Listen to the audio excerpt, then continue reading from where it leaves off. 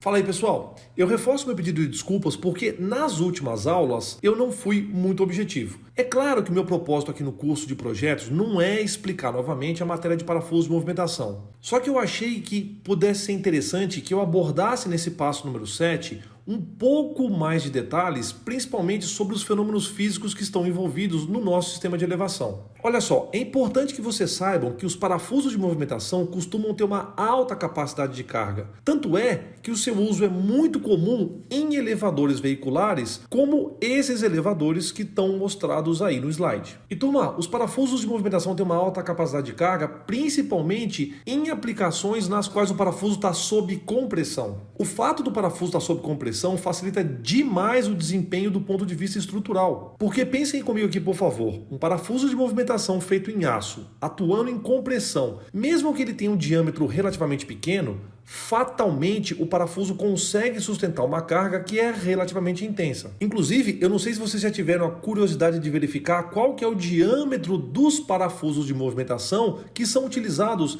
nesses elevadores automotivos. Eu digo isso porque uma pessoa desavisada poderia se surpreender, viu?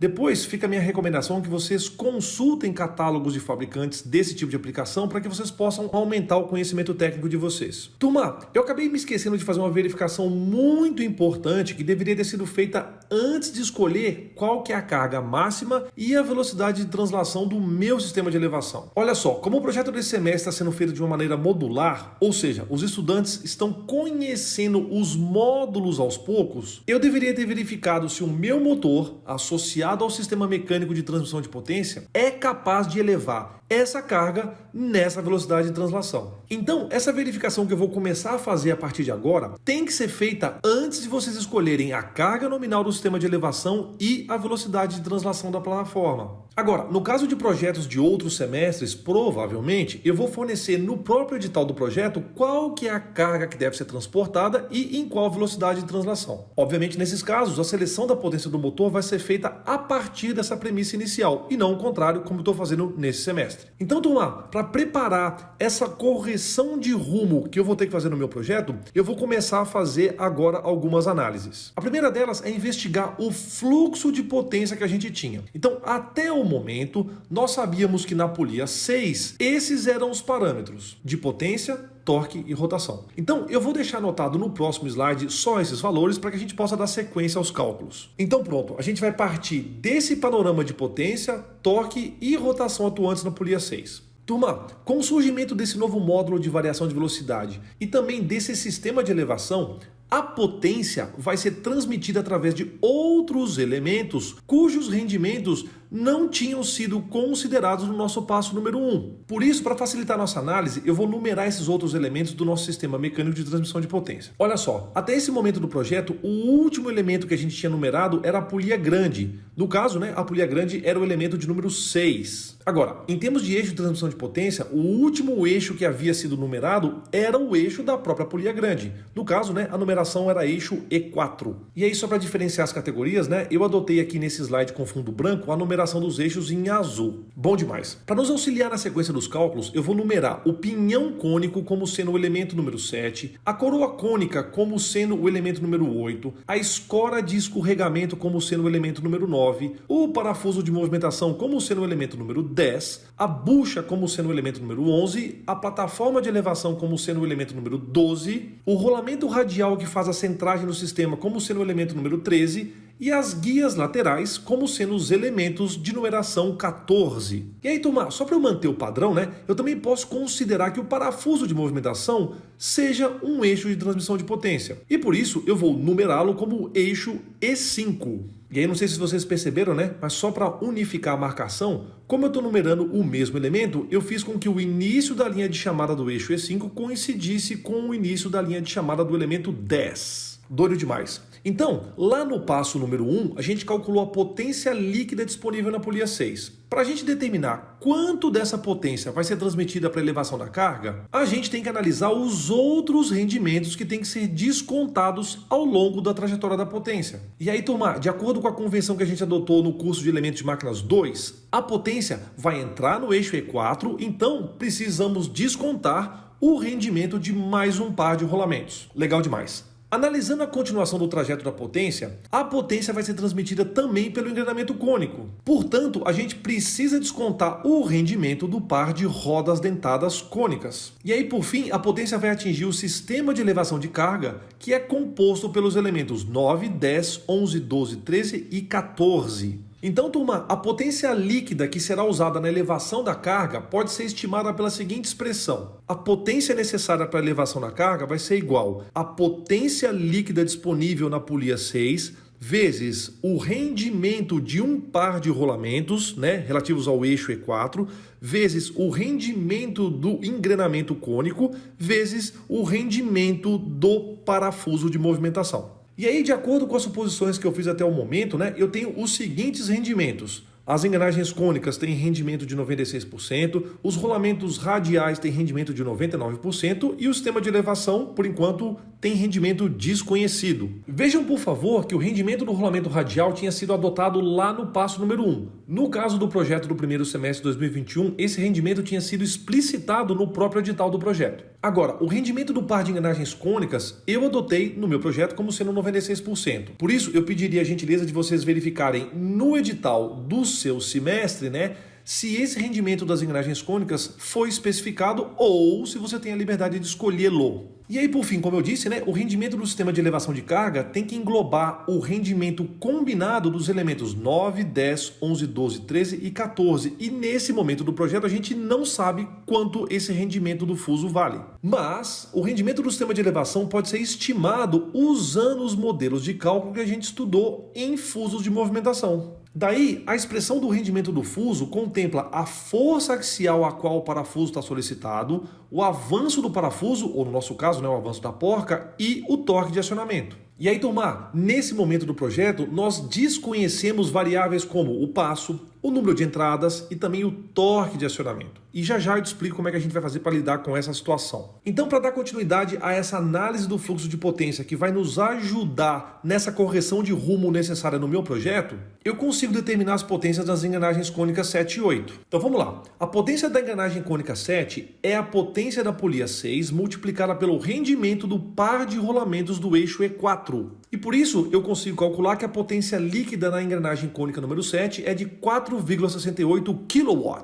Muito bem. A potência da engrenagem cônica 8 nada mais é do que a potência da engrenagem cônica 7 multiplicada pelo rendimento do par de engrenagens cônicas. De tal sorte que a potência líquida na engrenagem cônica número 8 é de 4,49 kW. Gente, eu ainda quero falar sobre a potência do sistema de elevação de cargas, mas antes eu quero só comentar um aspecto bem interessante sobre os torques. Olha só, em termos de torque, eu só consigo descobrir por enquanto o torque do elemento 7, porque basta eu descontar o rendimento do par de rolamentos do eixo E4. Obviamente, eu posso dividir a potência disponível no elemento 7, que eu acabei de calcular, pela rotação do elemento 7, que é igual à rotação do elemento 6. E aí, turma, naturalmente, as rotações são iguais porque os elementos 6 e 7 estão no mesmo eixo de transmissão de potência, que é o eixo E4. Portanto, essas seriam as duas maneiras análogas da gente obter o torque na engrenagem cônica número 7, que é de 857,61 Nm.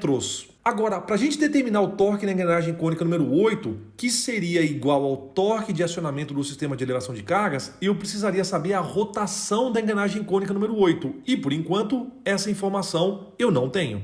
Então, turma, agora, antes de seguir fazendo os cálculos, eu vou realizar aquela correção de rumos que eu anunciei no início dessa videoaula. Eu quero chamar a atenção de vocês que essa correção do meu projeto vai acabar não impactando vocês. Porque, olha só, se vocês notarem, por mais que essas últimas aulas tenham sido extensas, vocês só precisam assisti-las. Vocês não precisaram fazer nenhum tipo de cálculo, nenhum tipo de desenho, nenhum tipo de simulação, muito menos consultar qualquer manual de fabricante. São aulas para que vocês entendam os princípios físicos do sistema de elevação. E aí nessas aulas eu tinha definido dois parâmetros operacionais, que eram a carga nominal e a velocidade de translação. E ao fazer essas definições, da carga e da velocidade, eu contextualizei, mostrei outros elevadores, apresentei algumas normas, Então é por isso que eu preciso fazer essa pequena correção de rumo. Eu vou explicar o que aconteceu. Como eu disse anteriormente, não é segredo para ninguém que o edital do projeto do primeiro semestre de 2021 foi sendo feito com o progresso do próprio semestre. E aí eu, como proponente proponente, né, tenho que pensar em todas as conexões e interações entre as variáveis. Só que eu cometi um erro de estratégia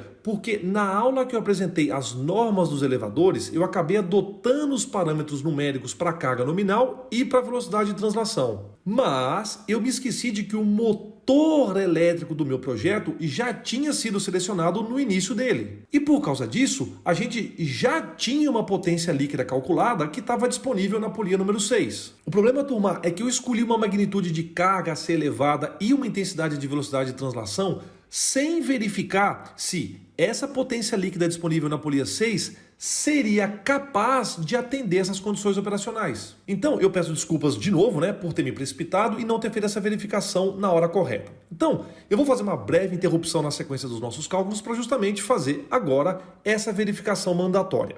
Olha só, nos editais de semestres posteriores, eu provavelmente já vou fornecer qual que é a carga a ser elevada e em qual velocidade de translação. E aí, obviamente, nesse tipo de projeto, né, onde a carga e a velocidade são definidas desde o início, os estudantes vão ter liberdade para adotar alguns outros parâmetros. Então, eu já disse para vocês que a cada semestre, né, o projeto vai ficando cada vez mais legal. E eu espero que vocês gostem. Então, deixa eu fazer alguns cálculos aqui para ilustrar melhor essa verificação que eu estou me referindo. Eu vou partir do pressuposto que eu ainda tenha que elevar uma carga de 520 kg a uma velocidade de subida de 0,5 metros por segundo. A potência necessária que a plataforma de elevação deveria entregar para a carga pode ser calculada através da seguinte expressão. Ou seja, a potência necessária para elevar a carga nada mais é do que a força necessária para realizar esse movimento multiplicada pela velocidade de translação da carga. Ao parametrizar essa equação para os dados do meu projeto, eu poderia dizer que a potência mecânica necessária para elevar a carga é igual ao peso da carga multiplicado pela velocidade de subida. E isso resultaria numa potência de elevação da carga de 2,55 kW. Deu para entender? Essa é a potência mecânica necessária para elevar uma carga de 520 kg na velocidade de 0,5 metros por segundo. Só que, turma, atualmente eu tenho uma potência mecânica líquida disponível no dente da engrenagem cônica que aciona o sistema de elevação da ordem de 4,49 kW. Daí uma análise superficial e aparente, né, mostra que essa potência seria suficiente porque 4,49 kW disponíveis são superiores aos 2,55 kW necessários. Só que, turma, essa potência líquida no elemento número 8 ainda tem que sofrer um desconto em função do rendimento do sistema de elevação. E normalmente, por conta do alto atrito envolvido, né, o rendimento de sistemas que usufruem de parafusos de movimentação costuma ser muito baixo. Mesmo que tipicamente esses dispositivos sejam lubrificados, eles ainda assim costumam apresentar baixos rendimentos globais. De acordo com o livro do Norton, os rendimentos típicos de parafusos de movimentação costumam ser da ordem de 30% a 63%, dependendo do movimento que é executado. E daí, para agravar a situação, no nosso caso, né, eu conscientemente piorei o rendimento do nosso sistema. E eu estou fazendo essa afirmação porque eu optei por colocar uma escora de escorregamento na extremidade inferior do nosso parafuso ao invés de um rolamento axial. Então, turma, é bem provável que, por conta do elevado atrito, que provoca uma elevada resistência à rotação dos elementos, para o movimento de elevação da carga, o rendimento do meu projeto seja bem abaixo de 30%. Mas, por favor, fiquem em paz que, apesar de a gente estar adotando alguns parâmetros agora, posterior e convenientemente, a gente vai calcular tudo isso com exatidão quando a gente tiver os dados disponíveis. Então vamos lá. Se eu fizer uma estimativa ultra otimista e supor que o nosso sistema de elevação vai resultar em um rendimento de 30%, eu vou precisar multiplicar a potência disponível no acionamento por 0,3. Isso resultaria em uma potência mecânica disponível na plataforma de 1,35 kW. Ou seja, para atender essa condição operacional que eu especifiquei, eu precisaria de uma potência mecânica da ordem de 2,55 kW. E nesse cenário otimista, eu só teria 1,35 kW disponíveis nesse parafuso de movimentação. E olhem, por favor, que eu falei de cenário otimista, hein? Agora, se eu considerar um cenário mais conservador, o rendimento do parafuso, por conta da escola de escorregamento que eu inventei, pode girar em torno de um rendimento global de uns 10%. Isso me entregaria uma potência mecânica líquida no acionamento do sistema de elevação da ordem de 0,45 kW. Então, eu vou resumir a situação da seguinte maneira. No melhor dos cenários, o meu sistema, do jeito que eu desenhei, não consegue atender o que eu mesmo especifiquei. Ou seja, isso é uma tragédia romana, não é verdade? Mas, por favor, não se desespere, né? Porque você está no canal AFD e eu sou o professor William Maluf. Então, eu estou aqui para te dar pelo menos 4 soluções para que vocês possam resolver o problema, obviamente, né? Para quem está cumprindo a sentença do primeiro semestre de 2021. Opa, quer dizer, quem está cumprindo o edital do primeiro semestre de 2021. Olha só, a opção número 1 é a seguinte: você mantém as condições operacionais de intensidade da carga e da velocidade que a gente já definiu e depois você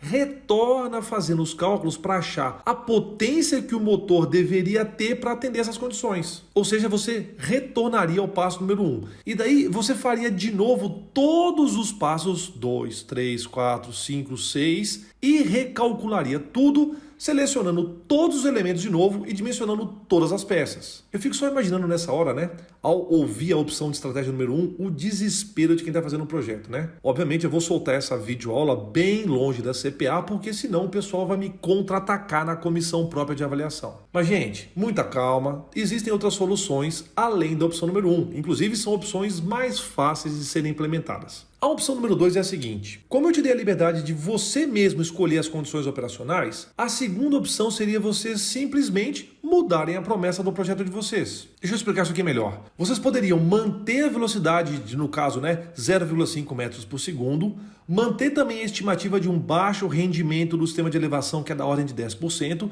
e daí determinar qual seria a carga máxima que vocês conseguiriam erguer com a potência disponível no acionamento. Portanto, vocês poderiam seguir o projeto dessa forma, com um novo valor de carga especificada. Ou também, se vocês quiserem, nós temos a opção número 3, que é a seguinte: partindo da ideia de que você tem a liberdade de escolha das condições operacionais, a terceira opção seria, novamente, vocês alterarem a promessa do projeto. Então, no caso, vocês poderiam manter a carga de 520 kg, manter a estimativa de um baixo rendimento do sistema de elevação, que é da ordem de 10%, e daí determinar qual seria a máxima velocidade com a qual vocês conseguiriam levar essa carga.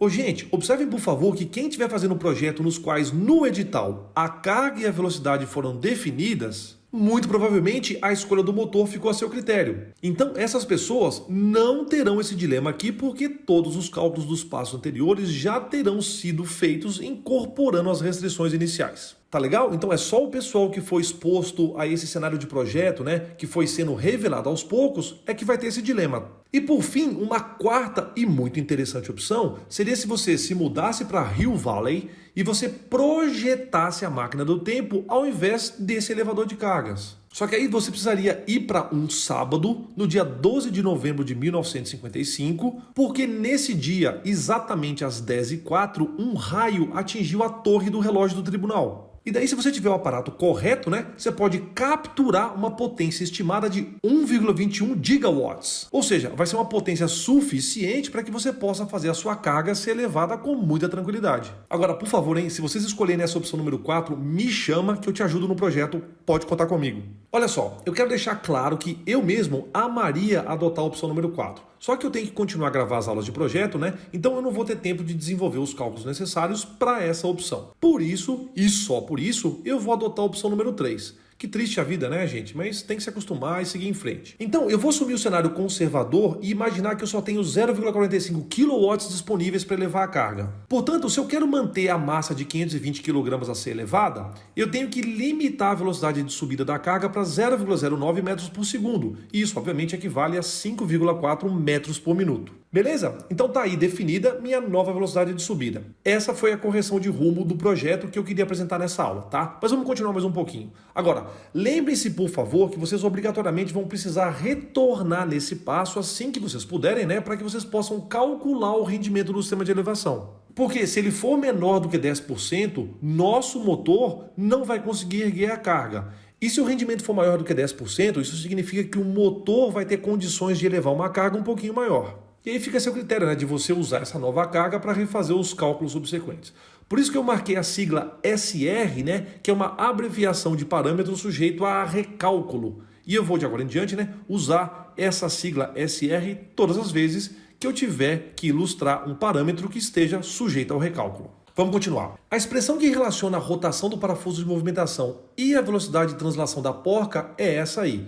Obviamente, né, turma, essa fórmula pode ser utilizada tanto no caso de haver a translação da porca, como é o nosso sistema, quanto em situações nas quais quem translada é o parafuso. Para vocês intercambiarem essa fórmula, né, basta que vocês troquem os índices da expressão. Ou seja, onde está fuso, vocês mudam para porca, e onde está porca, vocês mudam para fuso. Ficou estranho, né? Parafuso, né? Mas é parafuso. É isso mesmo. Não, ficou pior ainda. Mas vamos retomar. No numerador, nós temos a velocidade de translação da porca e no denominador, nós temos o avanço da porca. Gente, o avanço da porca representa o deslocamento da mesma quando a gente tem uma revolução completa do parafuso. E aí no meu projeto, eu acabei de determinar que a velocidade de translação seja de 5,4 metros por minuto ou 0,09 metros por segundo. Então, nesse momento do meu projeto, como eu ainda não dimensionei o parafuso, eu desconheço o passo e o número de entradas. Então, para nos ajudar, eu vou apresentar a tabela dimensional da norma DIN 103, parte 4, publicada em 1977, para que vocês entendam mais um ponto de interdependência das variáveis.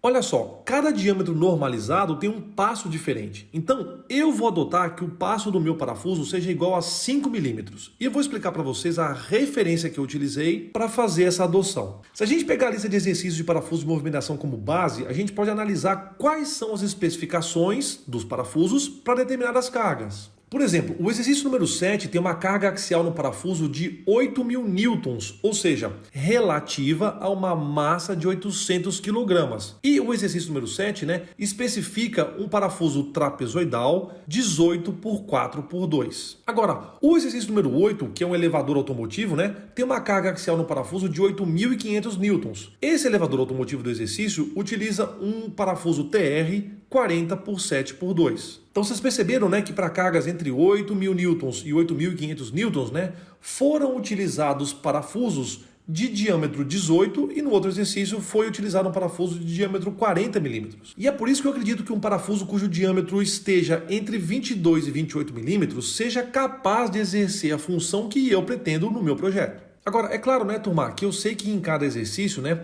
existem condições operacionais diferentes, condições de projeto, como, por exemplo, coeficientes de segurança distintos. Eu sei disso porque fui eu quem fiz a lista de exercícios, né? Então, caso eu tenha feito uma assunção que não funcione, é só eu refazer os cálculos. E esse conselho vale para vocês também. Por isso, eu vou fazer os cálculos com a velocidade tangencial em milímetros por minuto, porque eu quero considerar o passo em milímetros. E, obviamente, a rotação do fuso já vai ser calculada em RPMs. Observem, por favor, que nos meus cálculos da rotação do fuso, né, que resultaram em 270 rotações por minuto, eu considerei um parafuso com Z igual a 4 entradas. Isso é uma adoção também que vai ficar a seu critério. E eu não tenho restrições porque basta que eu encomende um parafuso que seja fabricado dessa forma. Depois, quando você estiver fazendo os seus cálculos, por favor, teste o número de entradas que você vai adotar. Se os cálculos mais para frente não ficarem adequados, vocês voltam aqui e recalculam. Então, após as minhas adoções, eu determinei que a rotação do fuso seja de 270 RPM. Vamos seguir mais um pouquinho.